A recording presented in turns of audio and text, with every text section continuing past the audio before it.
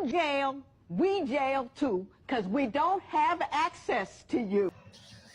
Hey y'all, when y'all get a chance, y'all should definitely watch that video it's in its entirety because it is very deep. Judge Lynn Toler went in on this young brother and she actually made him break down into tears.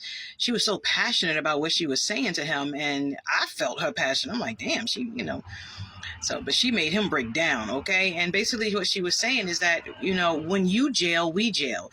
And she said she gets tired of so many young brothers coming into her courtroom and having options to go one way or the other, and they're choosing to go to jail. Or I'll just go to jail, or whatever.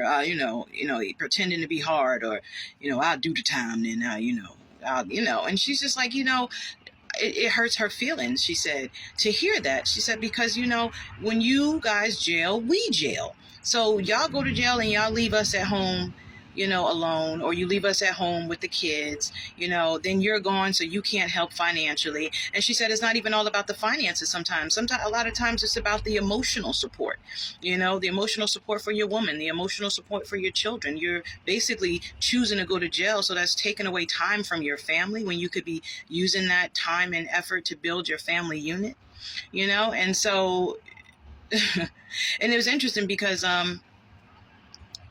do people of color, like men, do y'all feel that y'all aren't needed, or do you feel that women don't need you, or do you feel not loved, or because I know that there are some men that do say that they don't feel needed or they don't feel loved, and so it's just like, what's the point of being there? So yeah, I'll go to jail, and I sometimes I know that there are some men who may not be able to offer the tremendous finances, but they have the emotional support part of it.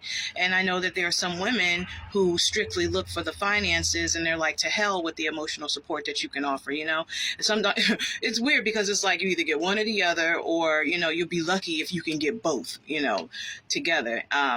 And so I think that's why some men, feel like they're not needed, or they're not wanted, or they're not loved, because they feel like, well, I don't have a bunch of money, but I love you. You know what I mean? And the woman is just like, yeah, but you can't, there are some women like that. And so there was even a pastor who was just like, women act like they don't need men nowadays. They're like, oh, I can support myself, and I can do this and I can do that. I don't need you. And he's like, well, what are we there for? If you can take care of yourself financially, what are we there for? And it's not all about the finances. It's about the emotional support too.